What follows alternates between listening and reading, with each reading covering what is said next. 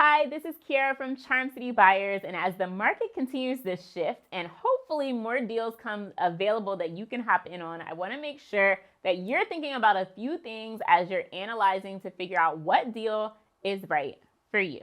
First, you have to be very clear about your goals, right? So I'm not going to talk about what the finishes are or what kind of house or how many bedrooms and bathrooms, but no, really get into what is your goals? What are you trying to accomplish? And working backwards on what's going to put you in the best position in order to make that happen. So for some people, you want a pop of cash, right? You want to flip that deal so you can get some cash and move on to the next. That is going to require you to also have the time, right, to be able to put into managing the deal, being able to make sure you're managing your contractors or your finances to push through that flip. Or you may think more about cash flow. You want to build long-term wealth, which means you should be focusing more on rental markets and rental properties and what's going to put you in the best position to accomplish that goal. So take some time to be very, very clear about what it is that you're looking to do and accomplish so that the steps you're taking really make sense for the goals you're trying to make happen.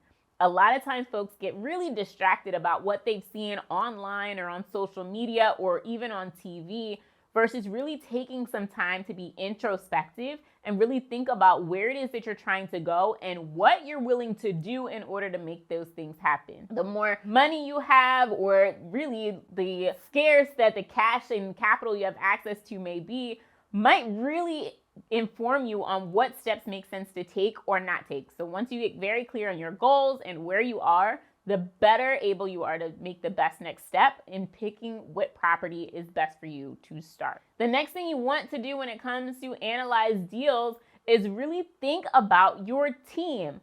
Who do you know? Who is in your network? Who can you reach out to start building a team that's going to help you accomplish your goals? And that team includes folks like contractors, your lenders, right? This includes property managers if you want to do rentals.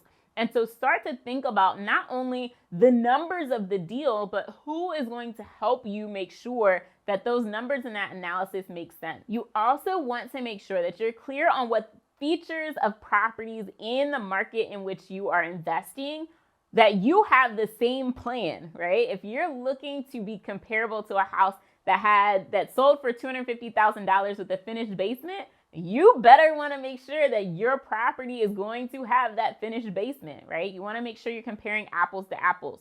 So spend some time really studying the market and understand what buyers or renters are looking for and make sure that your plan for your property match that or potentially exceed, but not too much, right? We're not going to live in the property ourselves. Doesn't need to be our own personal dream home, but it does need to make sure that it's providing what folks want and need in that market. Numbers are key. You want to make sure that your numbers are making your decisions for you and not your emotions. The better able you are to analyze the deal and figure out what the key numbers and metrics are, the better you're positioned to make the right decisions for your deal. So you want, again, to look at things like what are properties being sold or rented for? What is the scope of work? What types of features do most properties have? Making sure that's in your own plan, making sure you understand who your team is and are they willing and able to complete the job in the time period that you have set?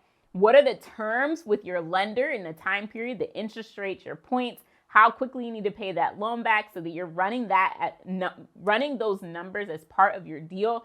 All of these pieces are really going to help set you up for success to make sure that you are mitigating as many risks as you can on the front end so that your project can be as successful as possible. What I really want you to get in the habit of doing is making sure that as you're kind of checking off houses that you think look cool, whether online on Zillow or Redfin or on auction sites or what have you, that you're taking the time to analyze those deals to understand not only is this deal something that's good based on the numbers, but is the deal good for you based on your goals? The more time you spend running numbers and going through practicing analyzing deals, the better able you'll be to identify not only is a property good, but is it good for you? That will give you the confidence that you need to pull the trigger and start making offers on properties sooner rather than later. Make sure you subscribe to our YouTube channel for more tips and tricks of the trade when it comes to building wealth through real estate and, of course, investing in real estate right here in Baltimore.